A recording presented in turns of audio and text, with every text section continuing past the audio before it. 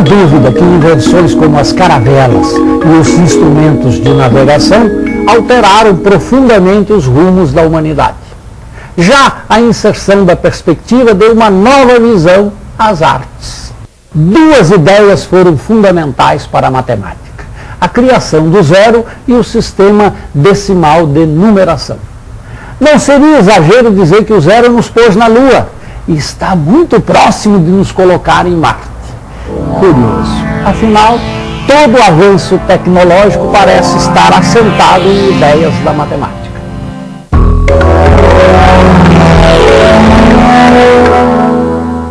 O homem começou a fazer arte na caverna. São pinturas e gravuras conhecidas como arte rupestre. Aquilo que ele via, temia ou simplesmente que ele queria, ele pintava, desenhava ou gravava. Uma das hipóteses que levantamos hoje é que ele fazia essa arte para espantar os fantasmas e dominar a natureza.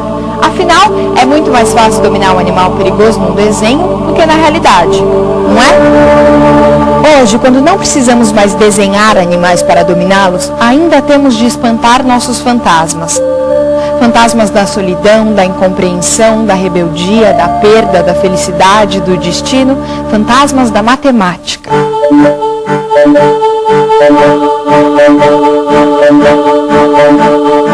40 mil anos depois da pintura das cavernas, ainda fazemos arte. Talvez pelo mesmo simples motivo. Fazemos arte porque somos humanos. Talvez a matemática esteja na origem de não só da arte, mas de muitas outras coisas, né? Possivelmente estará. E, quer dizer, também não sei se toda a arte tem a ver com matemática. Uma boa parte da produção tem, né? De alguma maneira tem. Eu poderia citar talvez uma fonte, um trabalho que eu fiz em 92. Para mim, quer dizer, essa peça, sobretudo, ela lida com a questão do número, ou seja, tem aí uma espécie de utopia de materializar talvez o mais abstrato dos conceitos, que é o conceito do número, quer dizer, é tornar plausível essa coisa tão imaterial, né? Esse trabalho, na verdade, ele me acompanha desde primário, ginásio, enfim, escola. E eu fazia como esses desenhos repetitivos, né, que você faz quando a aula está chata ou telefonando. Até que em 76, em Petrópolis, eu estava morando em Petrópolis, eu resolvi fazer isso no espaço. Quer dizer, peguei arame, em vez de desenhar, peguei um pedaço de arame e fui repetindo esse procedimento. E, quer dizer, depois de um certo tempo, eu verifiquei que essa era uma estrutura que, ao mesmo tempo que crescia no plano, ela crescia no espaço também. E, de fato, eu só fui achar alguma coisa diretamente ligada à ideia desse trabalho anos mais tarde, 90, 91, me caiu na mão um livro do Feigenbaum, esse físico americano. Ele veio chegar a um conceito que hoje é reconhecido, que é o chamado coeficiente de universalidade. Mas justamente o conceito que o Feigenbaum utilizou foi o conceito de cachoeiras de bifurcações. Um conceito que eu acho muito bonito assim, e de uma certa maneira tem a ver com esse trabalho. Só cheguei a essa possível explicação bem depois de ter feito.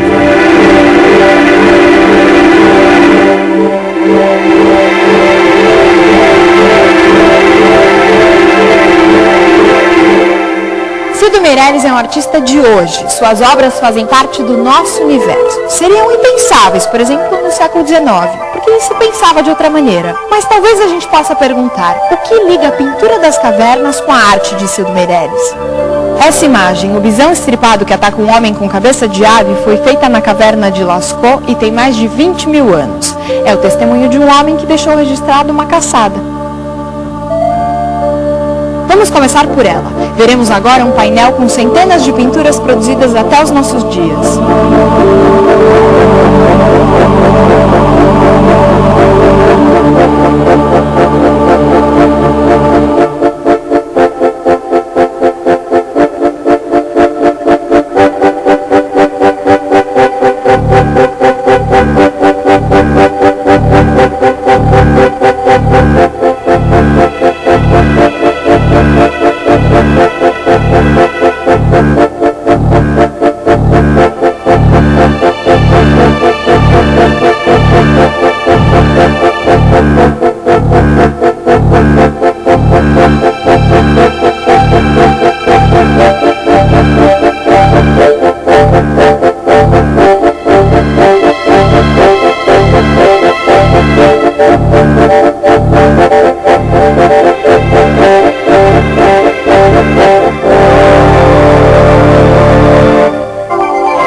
assim rapidamente, a gente consegue perceber uma evolução no jeito do homem fazer arte. A gente não consegue ver cada pintura, mas consegue captar uma forma que se transforma.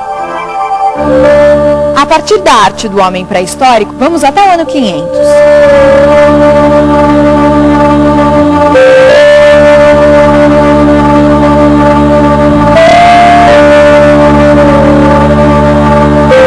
Esse mosaico, a pesca milagrosa e a vocação de São Pedro, está em Ravenna, na Itália. Ele mostra São Pedro e um pescador puxando a rede cheia de peixes no mar e em terra Jesus abençoa a pesca.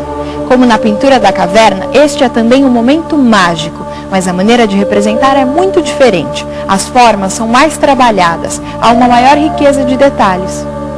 Quem elaborou esse mosaico não buscava a representação fiel da natureza, como é vista pelos nossos olhos. Ele pretendia manter vivo na memória das pessoas que fossem a essa igreja em Ravenna um episódio sagrado da história de Jesus Cristo. É importante lembrar que nessa época, 520 depois de Cristo, pouquíssimas pessoas sabiam ler e escrever. As imagens em toda a Idade Média foram a maneira mais eficiente que a igreja encontrou para transmitir seus ensinamentos.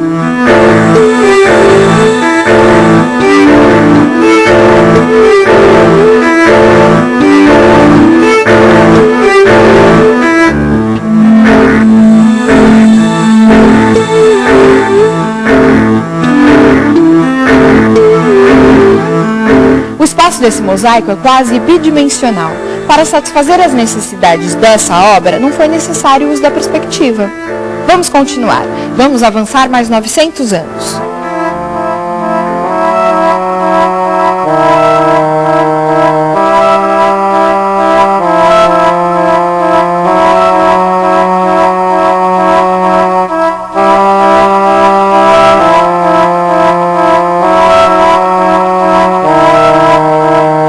Neste quadro, O Milagre da Hóstia, pintado pelo italiano Paolo Cello em 1468, temos a clara intenção de representar a cena de maneira realista. Observem esse chão. O artista pintou o chão da maneira exata como ele via. O xadrez com quadrados que diminuem de tamanho faz com que imaginemos o tamanho da loja. As linhas perpendiculares das paredes formam um conjunto coerente. É tão coerente que eu posso caminhar sobre ele. Eu posso vir aqui para o fundo. Posso caminhar para o lado. Ou posso ficar atrás desse balcão ao lado desta simpática e jovem senhora. A época de Paolo Cello ficou conhecida como Renascimento e teve vários gênios, como Leonardo da Vinci e Michelangelo. Foi a época dos grandes descobrimentos. As naus portuguesas e espanholas mostraram que o mundo não era plano. O mundo físico havia mudado e a nossa consciência também. Se o espaço no mosaico de Ravenna era limitado, no Renascimento ele se tornou infinito.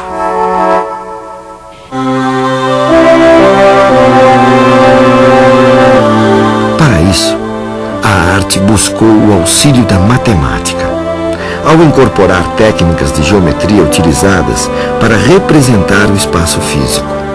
Estas técnicas usavam instrumentos de precisão como estes, desenvolvidos cientificamente para o registro fiel da realidade.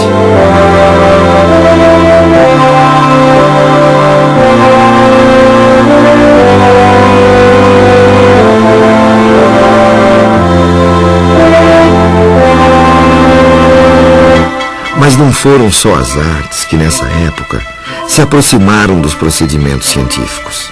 As grandes navegações e a ampla atividade comercial desse período impulsionaram o desenvolvimento, a incorporação e a utilização generalizada de diversas técnicas matemáticas. Uma delas foi a dos cálculos com algarismos, que seriam impossíveis sem a incorporação de um importante símbolo matemático, que até então não era utilizado no Ocidente: o zero. Nesta gravura da época, vemos ao centro a aritmética, a arte de fazer cálculos. De um lado, um jovem faz cálculos com um ábaco, uma espécie de calculadora usada na antiguidade e durante toda a Idade Média.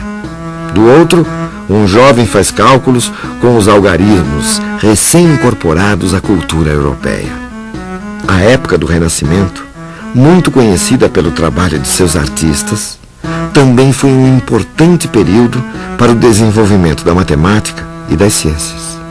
Depois do Renascimento, as mudanças começaram a vir cada vez mais rápidas. A cada 100 anos já tínhamos novidades. Vamos correr mais um pouquinho com a nossa história da arte.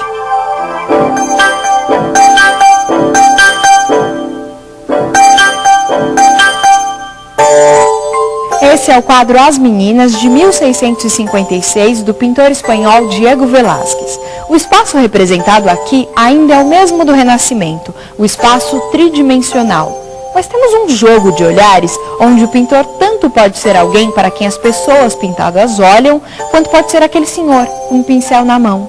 E se for assim, para quem todos eles olham? Para mim? Para você? Se todos nós estamos olhando para você, talvez o pintor, quer dizer, o artista, seja você. E se você é o artista, quem pintou esta obra? Isso deixa a gente confuso e essa ideia de arte em um minuto me deixou fora do tempo. Mas, enfim, se você é o artista, o que é arte? Arte, para mim, é tudo. Qualquer coisa que foi criada, escrita, pintada, pensada, pode ser considerado arte. A arte é a expressão da alma, a expressão do ser humano sobre o planeta, né? Porque a arte é tudo que expressa emoção. Se existe emoção, existe arte e ela pode ser expressa de qualquer forma, falando, gesticulando, sorrindo, brincando, de qualquer maneira. Para mim é a melhor coisa do mundo. É o que eu gosto, é o que eu vejo no mundo, eu só vejo o mundo através da arte. Tudo que está acontecendo numa civilização naquele determinado momento é expresso na arte, por isso que existem vários tipos de arte. É impossível chegarmos a uma definição exata do que é arte, mas é certo que existem artistas e seus trabalhos buscam, em geral, o que chamamos de sensação estética. Suas obras buscam tocar o coração dos que veem, emocionar, causar estranhamento, levar à reflexão. A maneira que eles encontram para isso varia em cada época. Todo mundo mudam as formas de expressão. E isso não acontece apenas nas artes, mas em todas as formas de conhecimento.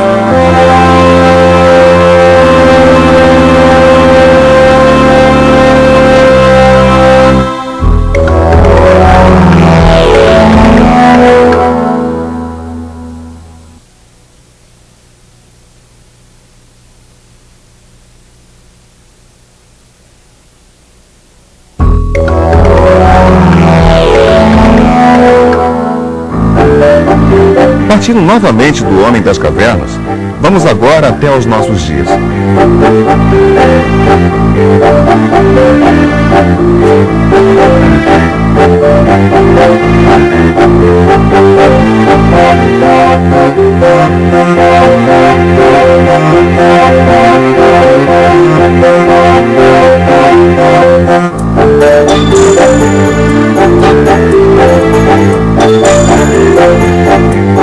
Veja só, aqui não há jogo de olhares e nem é possível caminhar no quadro. Depois de registrar seus feitos nas paredes das cavernas, contar os episódios sagrados nos murais, esculturas e mosaicos, criar técnicas sofisticadas para retratar o que se vê, o homem chegou ao século XX buscando novas maneiras de se expressar. A essa altura, já está claro que a arte está em constante movimento. Mas e a matemática? Será que a matemática também muda com o passar dos anos? Vejamos, algumas aves e insetos possuem o que chamamos de senso numérico. Dentre os mamíferos, somente os homens também o possuem.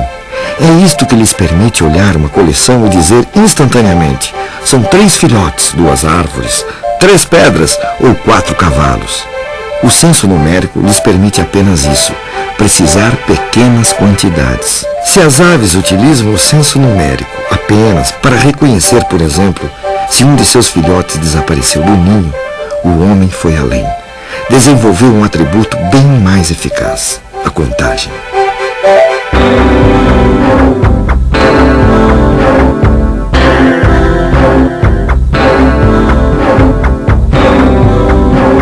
Numerando os objetos um a um, pode-se contar conjuntos de coisas muito maiores que os percebidos somente pelo senso numérico. Suponha que numa sala existam 5 cadeiras. Se alguém perguntar quantas cadeiras há na sala, não será necessário gastar muito para responder.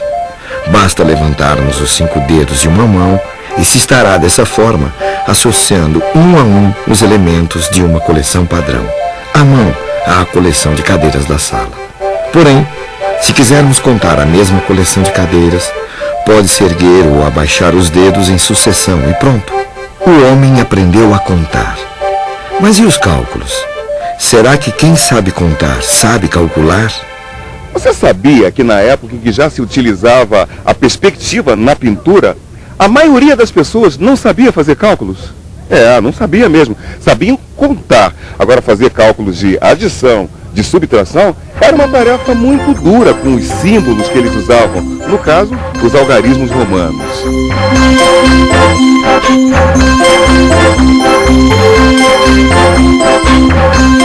Veja só, hoje em dia ensinamos as crianças a somar, subtrair, dividir e multiplicar com a maior naturalidade. Há 400 anos atrás, a maioria dos homens que necessitavam fazer operações matemáticas, mesmo as mais elementares, recorriam aos ábacos. Alguns ábacos eram feitos com sulcos na areia. Mais tarde, se tornaram tábuas de madeira, divididas em colunas ou pequenas varetas, com pedrinhas furadas. Se quisermos somar 234 com 183, podemos utilizar o ábaco da seguinte forma: 4 unidades, 3 dezenas e 2 centenas. Ou seja, colocamos o 4 na primeira coluna, 3 na segunda e 2 na terceira. Agora, adicionando 3 unidades, 8 dezenas e 1 centena ao nosso ábaco, qual o resultado? Primeiro, colocamos o 3 na primeira coluna, o 8 na segunda e o 1 na terceira. E contamos quantas pedrinhas temos em cada coluna. Na primeira coluna temos 7 pedrinhas, na segunda 11 pedrinhas e na terceira 3 pedrinhas. É fácil perceber que 10 pedrinhas numa coluna equivalem a 1 pedrinha na coluna mais à esquerda. É o popular vai 1 que as crianças aprendem nas escolas. Temos então o resultado da nossa soma feita no ábaco: 7 na primeira coluna, 1 na segunda e 4 na terceira. 417.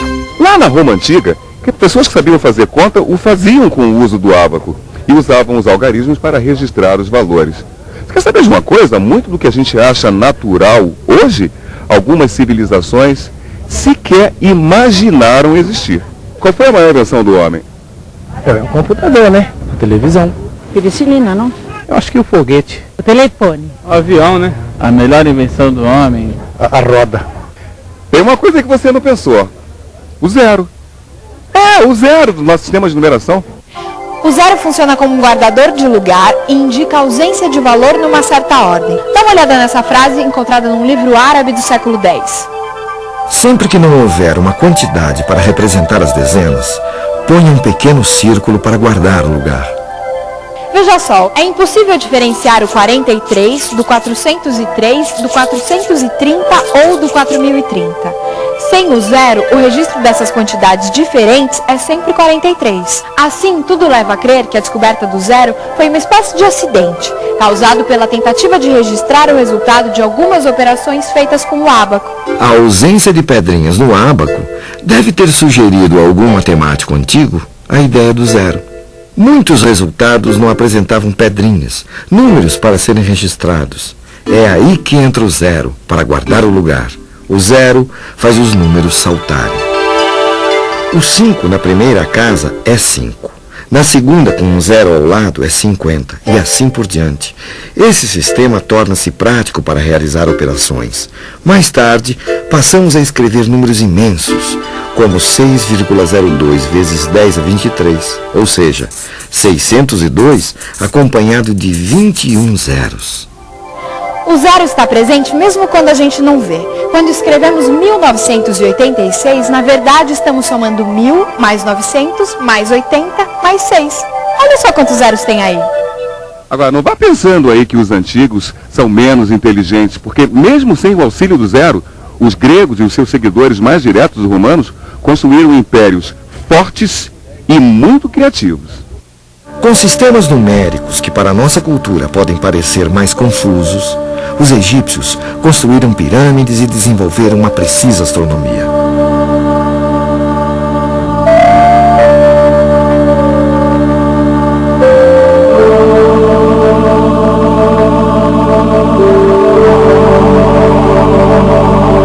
mesma forma, as civilizações pré-colombianas exibiram uma extraordinária cultura, foram grandes construtores e notáveis calculistas.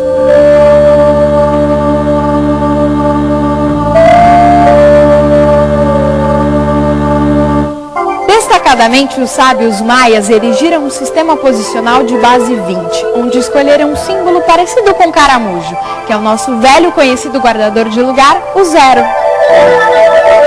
Se eu precisasse contar os livros de uma estante, eu poderia fazer assim. Pequenos riscos, deslocar pedras ou contas, estaria usando o ábaco. Foi difícil. Quase 7 séculos foram necessários para que vencessem a briga os algoristas. Em vez de criar contas com ábaco, como faziam os abacistas, eu posso fazer usando algoritmos, técnicas de cálculo. Isso deu ao homem uma liberdade extraordinária. Aquilo que era difícil para os adultos instruídos, hoje é papel de uma criança nos primeiros anos escolares. Foi muito importante. Cresceram as ideias nas artes e na matemática. O homem ficou livre para operar melhor.